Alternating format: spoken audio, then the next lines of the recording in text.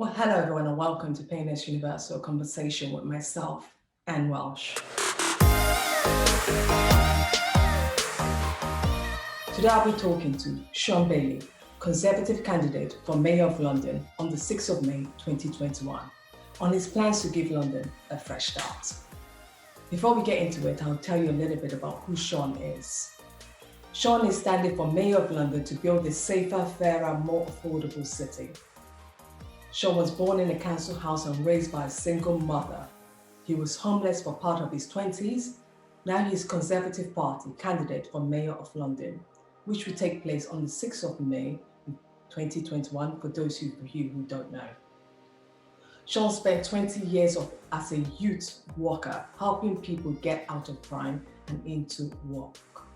He was an advisor in Downing Street, helping to deliver the National Citizen Service, the largest youth program in British history.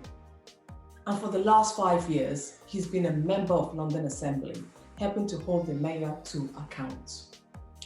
He'll be talking to us about his plan to make London safer, fairer, and affordable. How he's going to make our streets safer, build more affordable homes, and build a transport system Londoners could be proud of. I'm super excited to talk to Shaun, given his very busy schedule, to address all these issues. And I hope you enjoy our conversation and understand what Shaun will bring to London. Meet Shaun.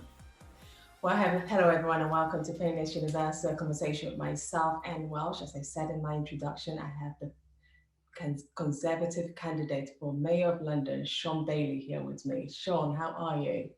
I'm fine, and hello to you and all of your viewers as well. Great to be here. Oh, thank you so much for joining me. I know how busy you are, and when I got the message that you said yes, I was like absolutely delighted, because I think so many Londoners want to know more of you. I know I've read everything about yourself, but I'm sure more and more people want to know who you are.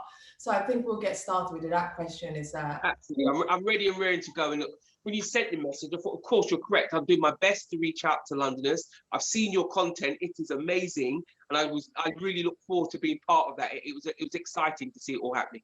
Oh no, absolutely. So if anyone asks me when they listen to this, who is Shaun? Who is Shaun Daly?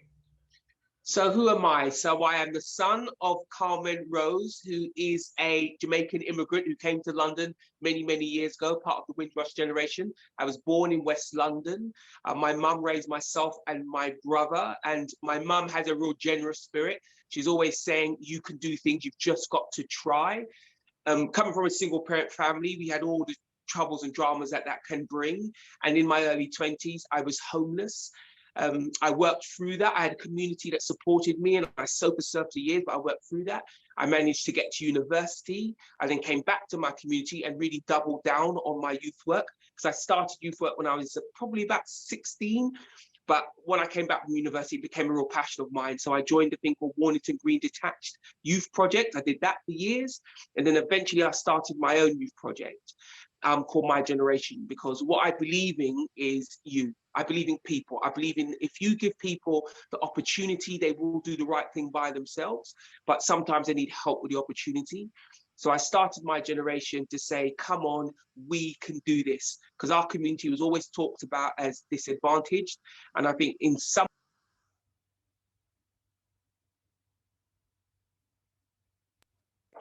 if you see what I'm saying, people don't let people talk you down. Let's do whatever we can to lift you up. And that's, I'd like to believe who I am. I like to find a way to do a thing to overcome. You're saying that, right? You've grown up in London. What have been some of the things when you were growing up in London? What have been some of the things you've seen that made you realize, actually, one day I want to change all of this? What have you seen that really touched you? I mean, that list is long. I mean, I came from an area that had a lot of gang crime in it and a whole lot of drug dealing. And I looked at my community and we just weren't having the social outcomes that I wanted. Anything from, how many of my contemporaries were married to how many of us were professionals. I wanted to change something of that. And of course, I grew up in it in the 70s and the 80s, and it was really bleak then, huge amounts of unemployment, lots of drug use. And I wanted to say to people, we need to be part of our own redemption, of our own coming back, and let's focus on it. And as I was younger, I was trying to help myself and my contemporaries avoid gang involvement and crime. Crime was just the norm, and I wanted to keep away from that. And then on the positives side, I was trying to say to people, how about university? How about professional qualifications? How about our own business, maximum? Let's get involved. And clearly this, we are British the same as anybody else. I happen to be of Caribbean descent. We've played a big part in history of this country, building it. So let's be a part of its future. We have the right to be involved in all of its civic goings on. And I want to see us in there. And eventually that led to me going into politics. I joined the Army Cadets. I did gymnastics for 22 years. I was special advisor to the Prime Minister. I am now an honorary colonel in the Royal Regiment of Fusiliers, and all of those things I hope are just a little bit of inspiration, a little bit of showing people we can do it, and showing people we are British and we should and can be involved. I'm so glad you are doing this, because I think at this critical time where you've seen what happened in 2020, so much happened in London, and so many people need that voice, someone that speaks on their behalf. But in your campaign, what difference would you bring to London if elected Mayor of London? I think the main things are this. For the last few years, London has been moving in the wrong direction. Massive amounts of knife crime, record amounts of knife crime, robbery, homicide, all of those things I want to get rid of, because it's our community, the Black community, primarily Black men, that are the victims of crime. And we're often spoken about as only the perpetrators of crime. I want to change that narrative around. So part of it is symbolic, me being in that role, championing us, and the other part is physical. So extra police officers, but looked at by a Black man who understands what it is like to be stopped and searched. I want to have more representation in the police force, so more women, more working class people, more Londoners in the police force as well. I want to give the police force the technology to make sure that we can do all the things that policemen are doing in a much less evasive way. I want to make sure we have great employment in London, because the London promise to me is if you do the work, you will be rewarded. But of course, you need the work to do. So I'll be rebuilding London's economy. And of course, part of that economy is a transport system that is, fit for a global city like London. So I will be repairing the TfL, Transport for London's finances. And the other piece as well is about housing. I'll be building 100,000 homes for £100,000. And the reason I'll be doing that, when I was homeless, there was no opportunity for me to be housed. And I want to say to young Londoners, I'm going to solve the housing crisis on multiple levels. One, for people who need social housing, and two, for the huge group of people who want to own. 87% of Londoners want to own. Why can't people from our community own? Because Sadiq Khan's current model is crushing that dream. He wants to make many more landlords. I want to make many more homeowners. And that's something that when I spoke to my community, everyone said the same thing. In fact, I have a list of few things that everyone was saying the last few months I've been talking to people. One of the things they said is that we want a mayor who will talk about London housing crisis, someone who will invest in infrastructure, someone who's going to talk about the commute in London, which is becoming a big struggle for a lot of them, someone who will get London moving again, but also sensitive to the congestion of London, someone who would tackle the climate change, right? Drive the economy growth, the diverse economy, make it also inclusive for all. Then they asked me, the main question out of all these points they did say is that, how would our new mayor, if you are elected, articulate the key priorities that they have listed, and what are your policies for some of these actions? So I'll tell you what I'll do. I'll pick one policy from each of those areas. So let's talk about the infrastructure of London, for instance. So I'm going to start a London infrastructure bank, £10.9 billion. The model has been tested. It's the model that they used to rebuild the German economy after the Second World War. Indeed, the Chancellor is about to copy my model and do one for the whole country. And that will give London, Transport for London primarily, the money it needs to maintain the system and grow the system.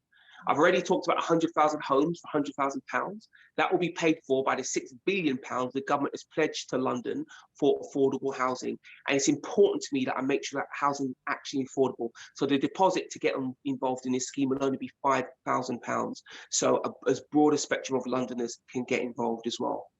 When you talk about the environment, the difference between myself and Sadiq Khan, he has brought in new taxes. So he's increased the congestion charge.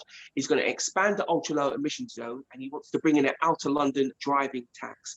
None of those things help the environment. What they'll do is just charge you for driving around. What I want to do is attack the source of the poor air quality. And what that is primarily, number one, is buses. So I will make sure all buses rather, bought in my period as mayor will be zero emissions. That is the equivalent of taking 1.1 million buses off the road. Why do I want to do that? Because I grew up in a poor area. I know what it's like to live near the road and have no way to get away from it. I used to live in Neasden, right on top of the North Circular Road. If we're going to clean the air, we need to take those vehicles off the road, not charge people to drive those vehicles. The other thing about the built environment, of course, is COVID has shown us that parks, access to greenbelt land is vital for people's mental health. And as a youth worker, 20 plus years of youth work showed you that mental health is all. I will make sure that I clean some of the greenbelt land, make sure our pocket parks are kept and not used for development to give people a place to stretch their legs, walk the dog, play with the children, whatever it is. It's about making London fairer, greener and safer. You saw the COVID, that affected mostly the Black ethnic minority. They were affected a lot by this, especially people within London. And because they were doing jobs that are hard hit, that's so difficult for, you get the retail job, you get all kinds of jobs. The Black people were always in there and they were affected by this COVID. The biggest problem, a lot of Black people will come back to you and say to you, Sean, the communication method, a lot of politicians always communicate, but they don't speak our language. How do you intend on speaking that language that they basic people understand what we're trying to say and the message you're communicating across? I mean, I would say this. My personal history is one of someone who was unemployed for a long time.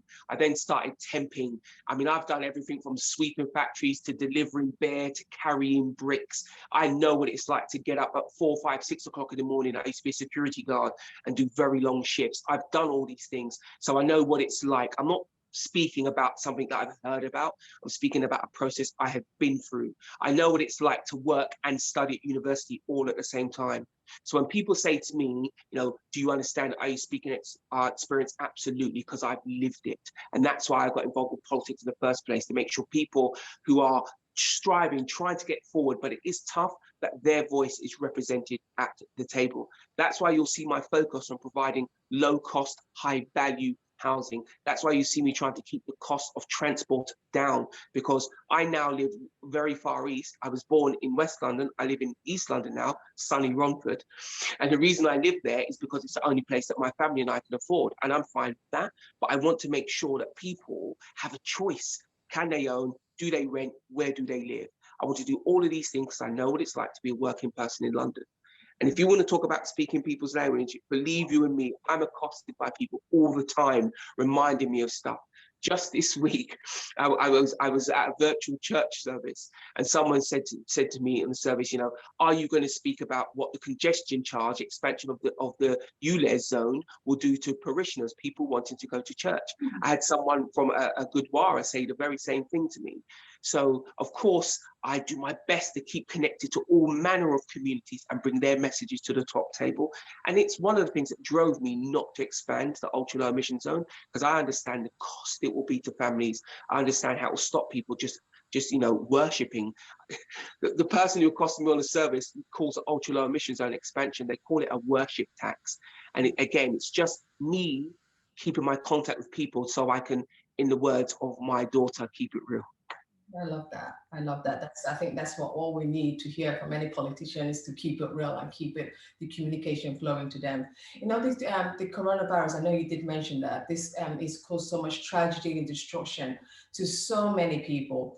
What are your plans to get London moving again? I think the first thing is to just acknowledge how painful Corona has been for the Black community. When I look at the things going around in my family WhatsApp feed and our community WhatsApp feed, I was astonished. To my mind, it was a deliberate attack on the Black community. And like when anything goes wrong, the first person I go to speak to is my mum. And my mum, who actually works at the NHS, she works in a doctor's surgery. She said to me, why don't we do something together to show Black people that actually we must get this vaccination? So my mum and I made a video and put it out there.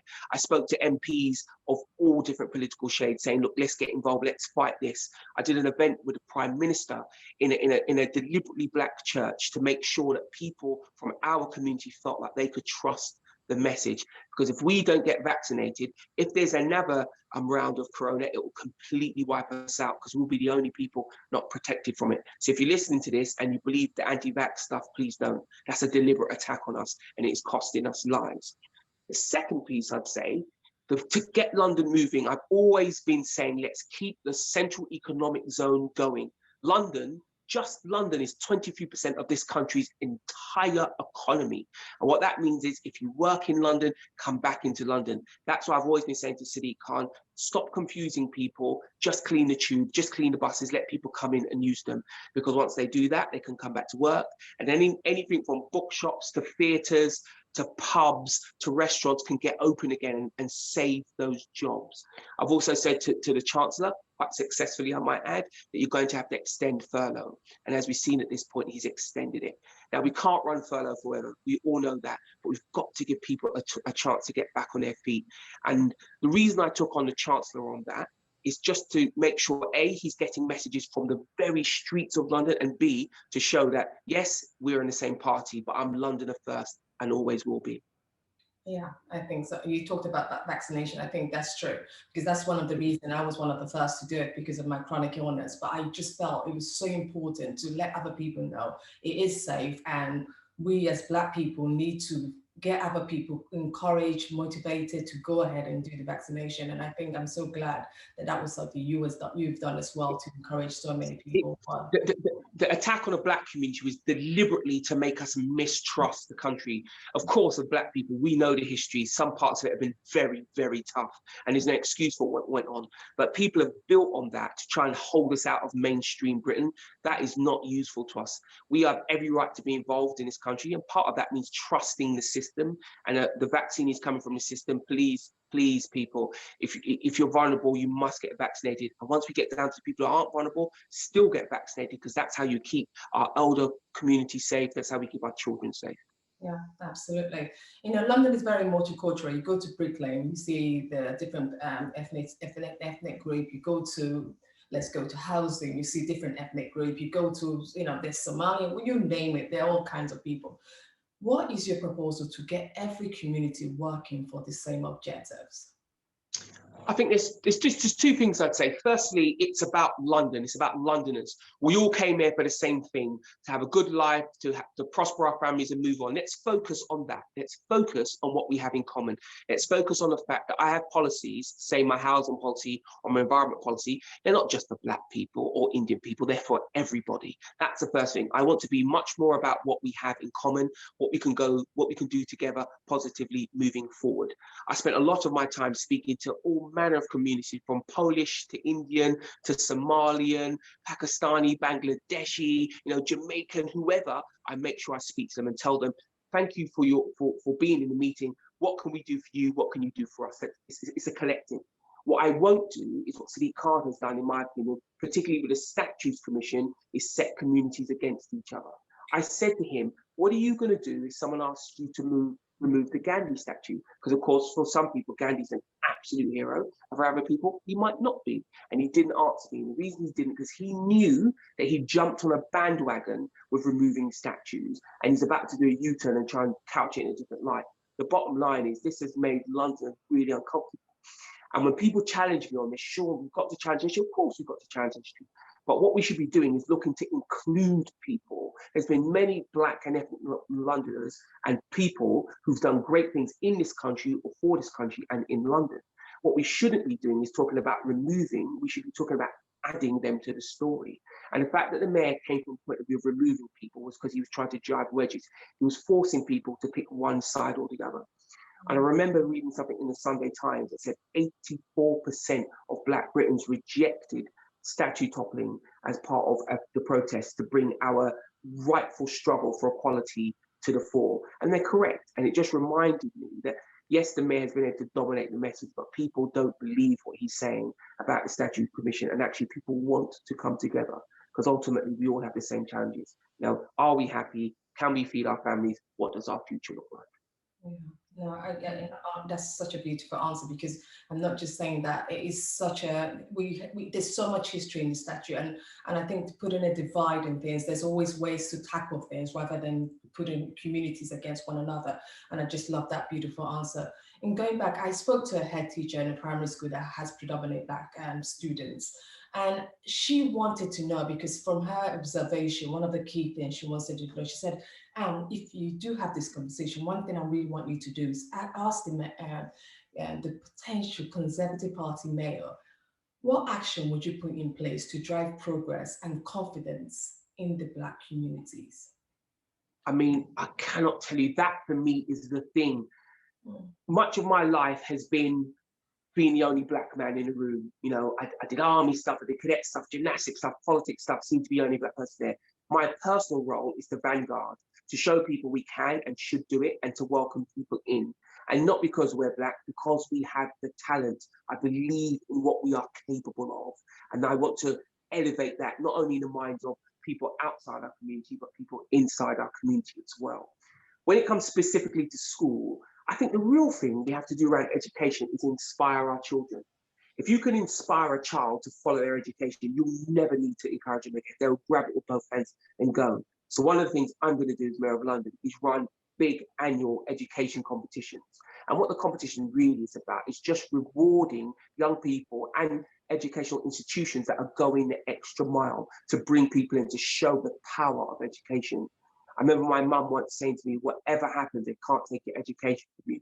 I remember my Aunt Maxine saying, educated people are happier, they live longer. These are facts. And I want that to be the pervasive healing in our community, that we are educated, that we are welcome, that we are the masters of our own destiny. And if we can start that with primary school age children, the dividends will be massive. And that's what I want to do. And I want to be clear as well. The journey that Black communities have been on in this country is one that could be shared by everyone. The things that we've had to endure, the successes we've had, just the sheer survival mentality that is the Black community, we can give experiences to people to make sure their community doesn't have to endure some of the hardships, and also we can all prosper together. Because I really do believe there is quality, there is knowledge in how Black people have had to push to survive in this country. Shaun, our final question. 6th of May, 2021 is the D-Day. Some people don't know you, and we're hoping that we get the message out there so more and more people. In your final message, what would you tell someone who doesn't really know you, although we said that at the beginning, why they should vote for Shaun Daly? I'd say this to them: London needs a fresh start. I'm Shaun Daly, and I'm the fresh start that London needs. Do you really feel safer than you did 4 years ago? No, you don't. Do you believe that you're more likely to own your home than you did 4 years ago? No, you don't. What kind of London do we want to give to our children and our grandchildren? You either have 3 more years of Sadiq Khan, the same old same, or you vote for change. You vote for a London where the transport system works and is affordable. You vote for a London where you can actually afford to buy a home or rent a home. You vote for a London that is fairer, greener, and safer. And particularly for our community, safer is really important. London needs a fresh start. I am that fresh start. I'm the positive message, the positive energy that London needs. I'll be reaching out not only to the rest of the country, but to the rest of the world, because London is the greatest place in the world, as long as we don't take it for granted, as long as we do the work, and as long as we have a leader. And that leader is me, and I am London's fresh start. And to summarize, you come from a single home. You came from council flats. You've been homeless. You've seen it, and you relate to the people. And I think that summarizes it for me, Shaun. You're completely right. Being homeless, being unemployed, come from a single parent family, I'm so proud of all of that, because that's who I am. And it just gives me the knowledge, the personal experience to reach out to as many Londoners as possible. And I see that as my way of going out and talking to Londoners. Because even if you and I don't share the same past, we do share the same future, a greener, safer, fairer London. Thank you so much, Sean Daly, for this conversation. I really appreciate your time. Thank you.